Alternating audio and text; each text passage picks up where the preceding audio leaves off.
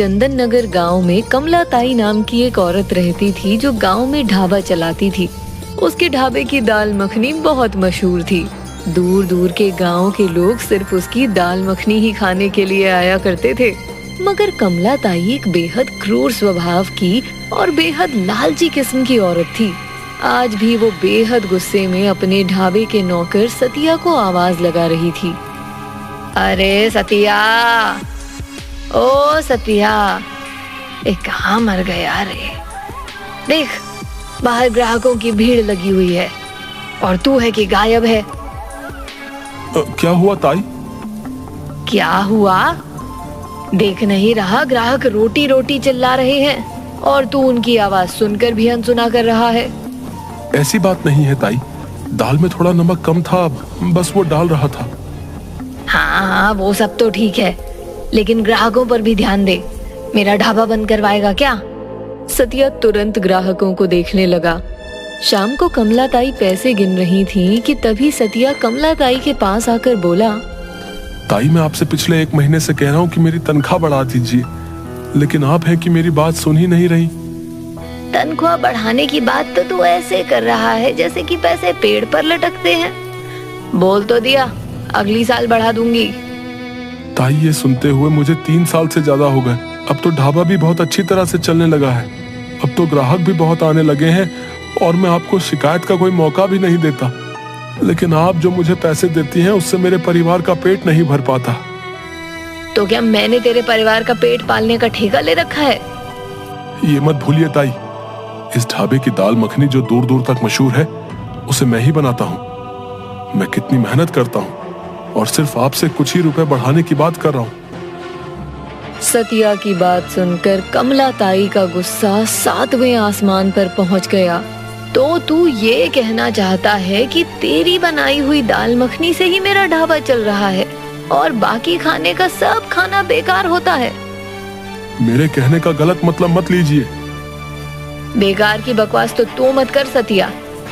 सच तो ये है कि जब से मेरी बहू मेरे घर पर आई है तब से मेरे दिन वक्त पलट गए।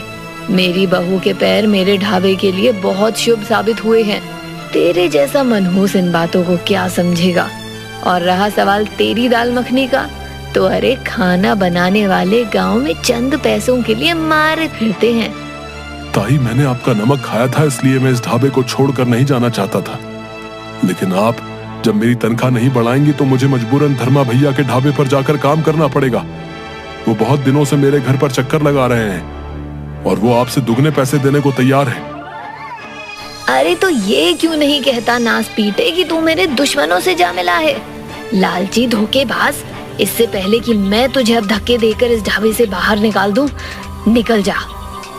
ठीक है, मैं चला जाता हूँ। मेरे बाकी के बचे हुए पैसों का हिसाब कर दीजिए। पैसे? कैसे पैसे, नमक हराम? चुपचाप चला जा। सतिया जरा सा मुंह लेकर कमला ताई के ढाबे से निकल गया और सीधे धर्मा के ढाबे पर जाकर पहुंच गया। सतिया को देखकर धर्मा, जो कि एक बहुत अच्छा व्यक्ति था, मुस्कुराता हुआ बोला, मैं जानता था सतिया, कमला तुझे एक ना एक दिन धक्के देकर बाहर निकाल ही देगी। अरे उसे मैं बरसों से जानता हूँ, शायद तू नहीं जानता। जब मैं तेरी उम्र का था तब मैं उसी के ढाबे पर काम करता था। वो 1 नंबर की लालची औरत है। जब मैंने उनसे पैसे बढ़ाने की बात की तो वो मुझ पर बुरी तरह से अकड़ने लगी। ये तो उसकी पुरानी आदत है सतिया। चल, तू दिल छोटा मत कर, आज से तू मेरे ढाबे पर काम कर, अपना ढाबा समझकर, ठीक है? सतिया उस दिन से धर्मा के ढाबे पर काम करने लगा। इधर कमला ताई ने अपने ढाबे पर दूसरा नौकर रख लिया, लेकिन अब उसके ढाबे का खाना लोगों को पसंद नहीं आ रहा था। एक दिन मुखिया कुछ लोगों को लेकर कमला ताई के ढाबे पर खाना खाने आए। और सुनाओ कमला, कैसी हो? ठीक हूँ मुखिया जी, आज मेरे ढाबे का रास्ता कैसे भूल गए? सोचा आज तुम्हें देख लूं और तुम्हारे ढाबे की दाल मखनी भी कुछ खा लूं। कुछ भी कहो कमला, तुम देखने में आज भी बड़ी सुंदर लगती हो। कमला ताई शर्माते हुए, आप भी ना मुखिया जी, बुढ़ापे में भी आपकी छेड़ने की आदत नहीं गई। और कभी जाएगी भी नहीं कमला। जब जब तुम्हें देखूंगा तुम्हें छेड़े बगैर रह नहीं सकूंगा। हाँ अरे कुछ तो शर्म करो मुखिया जी, अब तो बच्चे भी जवान हो गए हैं। हम भी जवान से कहीं कम थोड़े ही हैं। इतना कहकर मुखिया जोर जोर से हंसने लगा। आप बैठिए, मैं आपके लिए दाल मखनी लगवाती हूँ। मुखिया अपने साथ आए मेहमानों के साथ बैठ गया, मगर जैसे ही मुखिया और उसके साथ आए मेहमानों ने दाल मखनी का एक लुकमा खाया, उसके चेहरे की हंसी गुस्से में बदल गई। ये कैसी दाल मखनी बनाई है तुमने भाई? इसमें मक्खन तो कहीं दूर दूर तक नजर ही नहीं आ रहा, सिर्फ और सिर्फ कड़वा तेल नजर आ रहा। नहीं नहीं मुखिया जी, दाल मखनी तो वैसी ही बनी है जैसी हमारे ढाबे पर बनती आ रही है। मुखिया और उसके मेहमान गुस्से से उठकर खड़े हो गए। कमला ताई, पहले तो तुम्हारे ढाबे की दाल मखनी दूर दूर तक मशहूर थी, लेकिन अब ऐसा लगता है कि तुम्हारे ढाबे से ज्यादा बेकार दाल मखनी कहीं नहीं बनती। तुमने तो मेरे मेहमानों के सामने मेरी नाक कटा दी। इतना कहकर मुखिया गुस्से से वहां से चला गया। कमला ताई अपना सर पकड़कर बैठ गई। बिरजू, बिरजू, कहाँ मर गया तू? क्या हुआ मालकिन? अरे जब से तुझे मैंने काम पर रखा है तब से ग्राहक मुझे गालियां देकर जा रहे हैं। आज तो हद हो गई। गांव का मुखिया भी मुझे बुरा बोलकर चला गया, जो मेरी तारीफ करते नहीं थकता था। अब इसमें मेरी क्या गलती मालकिन? मुझे जैसी दाल मखनी बनानी आती है मैंने वैसी बनाई है। अरे तो तू सतिया जैसी दाल मखनी नहीं बना सकता क्या? हर किसी के हाथ का स्वाद अलग होता है। ग्राहकों को सिर्फ और सिर्फ सतिया के हाथ की ही दाल मखनी खाने की आदत पड़ गई है, इसलिए अपने आधे से ज्यादा ग्राहक तो धर्मा भाई के ढाबे पर जा रहे हैं। मेरी तो कुछ समझ में नहीं आ रहा बिरजू। अगर ऐसे ही रहा तो मुझे तो अपने ढाबे में कुछ ही दिनों में ताले लगते नजर आ रहे हैं। कुछ दिन बाद कमला ताई की बहू अनीता अपनी सहेली अंजू के साथ अपनी सास के ढाबे पर आई। अपनी बहू को देखकर कमला ताई खुश होते हुए बोली, अरे बहू, तू आज यहाँ कैसे? सब कुछ ठीक तो है ना? माँ जी, ये मेरी दोस्त है अंजू, ये शहर से आई है। जब मैंने इसे बताया कि हमारे ढाबे की दाल मखनी बहुत ज्यादा मशहूर है, तो ये मुझसे दाल मखनी खाने की जिद करने लगी। ठीक है बहू, तू इसे अंदर बिठा दे, मैं इसके लिए स्पेशल दाल मखनी तैयार करवाती हूँ। अनीता अंजू को लेकर ढाबे के अंदर बैठ गई। कमला ताई ने तुरंत नौकर बिरजू को आवाज लगाई। बिरजू, अरे बिरजू। आया मालकिन। मेरी बहू की सहेली शहर से आई है सिर्फ दाल मखनी खाने के लिए। उसे हर हाल में हमारे ढाबे की दाल मखनी पसंद आनी चाहिए, नहीं तो मेरी बहू की नाक कट जाएगी। ठीक है मालकिन।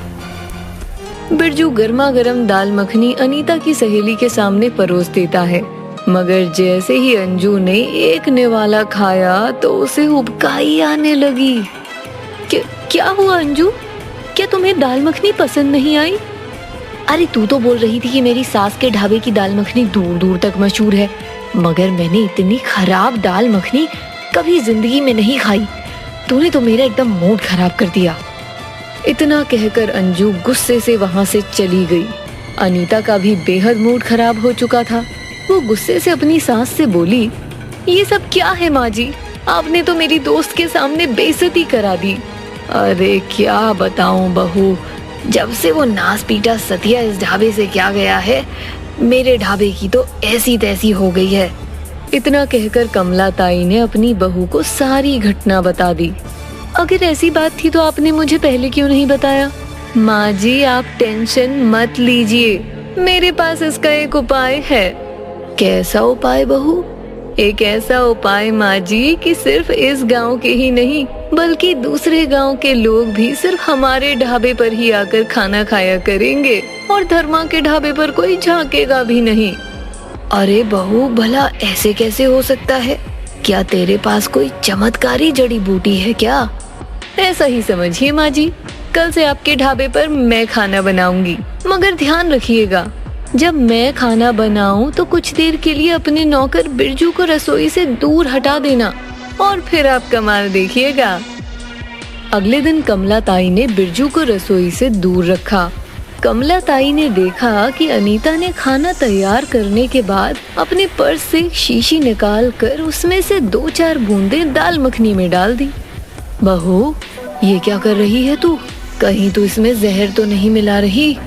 नहीं माँ जी, ये एक नशीला केमिकल पाउडर है जिसे मैंने स्पेशली विदेश से मंगवाया है। अरे, कहीं तो भांग की बात तो नहीं कर रही है? भांग के जमाने बहुत पुराने हो गए माँ जी, ये भांग से भी कहीं ज्यादा आगे है। इसे खाने के बाद ग्राहक 24 घंटे हमारी दाल मखनी के बारे में ही सोचेंगे। अब आप बिरजू को बुलाकर ग्राहकों को खाना लगवा दीजिए, मगर हाँ, याद रखिएगा माँ जी, इस बात का जिक्र भूले से भी किसी के सामने मत करना, क्योंकि ये कानून की नजर में अवैध है। अरे भाड़ में गया कानून, मुझे भला कानून से क्या मतलब, मुझे तो बस पैसों से मतलब है। लेकिन हाँ, मैं तेरी बात याद रखूंगी। मैं इस बात का जिक्र आईने में कभी अपने आप से भी नहीं करूंगी। उस दिन के बाद कमला ताई के ढाबे में भीड़ दिन ब दिन बढ़ने लगी। अब तो लोग अपने घर का खाना छोड़कर कमला ताई के ढाबे का खाना खाने के लिए आने लगे। उधर धर्मा के ढाबे पर सिर्फ एक ग्राहक खाना खाने के लिए आया। मैं सुना है तुम्हारे यहाँ दाल मखनी बहुत अच्छी बनती है। आपने बिल्कुल सही सुना। तो फिर देखते क्या हो भाई, बहुत जोरों से भूख लगी है, जल्दी से दाल मखनी लगाओ। वैसे मैं कमला ताई का ग्राहक हूँ, लेकिन वहाँ बहुत भीड़ है और मुझे भूख बहुत जोर से लगी है। सतिया उस ग्राहक को दाल मखनी लगा देता है, मगर दाल मखनी का एक निवाला खाने के बाद ग्राहक गुस्सा होकर बोला, ये दाल मखनी है या कचरा है? कैसी बात कर रहे हैं आप? बिल्कुल सही बात कर रहा हूँ। अब मेरी समझ में आया कि तुम्हारे ढाबे पर कुत्ते क्यों लौट रहे हैं। अरे इतनी बेकार दाल मखनी तो कोई कुत्ता भी नहीं खाएगा। मेरी ही गलती थी जो मैं यहाँ पर खाना खाने के लिए आ गया। इतना कहकर वो ग्राहक वहाँ से चला गया।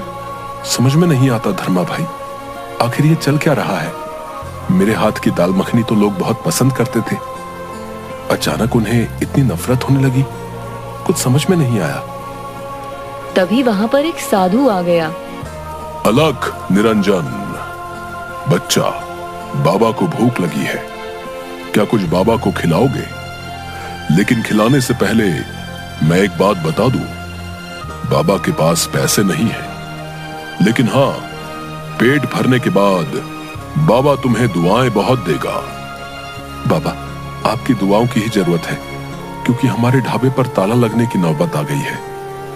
चिंता मत कर, मैं आ गया हूं ना। जल्दी से गर्मा गर्म अपने ढाबे का सबसे पसंदीदा व्यंजन लगा दे। सतिया ने साधु के सामने अपनी बनाई हुई दाल मखनी रख दी। देखते ही देखते वो साधु सारी दाल मखनी रोटियों के साथ खाकर बोला, वाकई तेरी दाल मखनी बहुत स्वादिष्ट है रे। चिंता मत कर, बहुत जल्द तू तरक्की करेगा। अरे बाबा, कहां से तरक्की करूंगा? तरक्की तो इस वक्त कमला ताई कर रही है। उसके यहाँ की दाल मखनी हमारे यहाँ की दाल मखनी से कहीं ज्यादा बेहतर है। धर्मा की बात पर साधु मुस्कुराता हुआ वहां से चला गया और सीधा कमला ताई के ढाबे पर पहुंचा और कमला ताई की तरफ देखकर बोला, अलख निरंजन, बाबा को कुछ खाने को दे दे, लेकिन खाना देने से पहले एक बात ध्यान रखना, बाबा के पास पैसे नहीं है, लेकिन हाँ, दुआएं बहुत हैं। साधु की बात सुनकर कमला ताई का गुस्सा 7वें आसमान पर पहुंच गया। पैसे नहीं है तो फिर यहाँ पर क्यों ठूसने के लिए आ गया? चला जाए यहाँ से। जेब में पैसे हो तब यहाँ पर आकर खाना। यहाँ पर खाना खाने के लिए लाइन लगानी पड़ती है। कमला ताई की बात सुनकर साधु के होठों पर एक रहस्यमयी मुस्कुराहट आ गई। अरे आप तो बहुत पहुंचे हुए साधु बाबा हैं। आपने पहले क्यों नहीं बताया कि आपके पास इतना ढेर सारा पैसा है? अगर मुझे पहले पता होता तो सबसे पहले आपका ही नंबर आता। कोई बात नहीं कन्या, हम पहले नाप तोल कर बोलते हैं। अब समय खराब मत कर, जल्दी से मेरे लिए अपने ढाबे की सबसे पसंदीदा मशहूर व्यंजन लगवा दे। मेरे ढाबे का तो सबसे मनपसंद मशहूर व्यंजन दाल मखनी ही है। तो फिर देर किस बात की है, जल्दी ला। कमलाताई ने जल्दी से साधु के लिए दाल मखनी लगवा दी। साधु ने मुश्किल से एक ही निवाला चबाया होगा और उसने बड़ी तेजी से वो थूक दिया। उसका चेहरा क्रोध से लाल हो उठा और वो गुस्से से उठकर खड़ा हो गया। साधु को गुस्से में देखकर कमलाताई बोली, क्या हुआ साधु बाबा, आपके चेहरे पर इतना क्रोध कैसे झलकने लगा? क्योंकि तेरी दाल मखनी में बिल्कुल भी स्वाद नहीं है। हाँ, अगर इसमें कुछ है तो वो है एक नशीला पदार्थ जो भारत में बैन है। साधु की बात सुनकर कमलाताई और उसकी बहू के होश उड़ गए। आपको कैसे पता? अनीता ने इतना कहा ही था कि साधु ने अपनी दाढ़ी और मूंछ निकाल कर फेंक दी और तुरंत पिस्तौल निकाल ली। देखते ही देखते ढाबे के कुछ व्यक्ति उठ खड़े हो गए और उसके साथ खड़े हो गए। मेरा नाम है आर्यन, सीबीआई नारकोटिक्स विभाग। हमें लगातार सूचना मिल रही थी कि इस गांव में ड्रग सप्लाई की जा रही है। जब मैंने तुम्हारी दाल मखनी चखी, मैं उसी वक्त समझ गया कि इसमें नशीला पदार्थ मिलाया गया है। कमलाताई और आरती तुरंत सीबीआई इंस्पेक्टर आर्यन के पैरों में गिर गईं। मुझे माफ कर दो, मैं लालच में आ गई थी। और तुम्हें इस लालच की सजा भुगतनी पड़ेगी। अब तुम दोनों की सारी जिंदगी जेल में कटेगी। आर्यन और वहां मौजूद पुलिस वालों ने कमलाताई और अनीता को गिरफ्तार कर जेल भेज दिया और उसके बाद से धर्मा का ढाबा चलने लगा।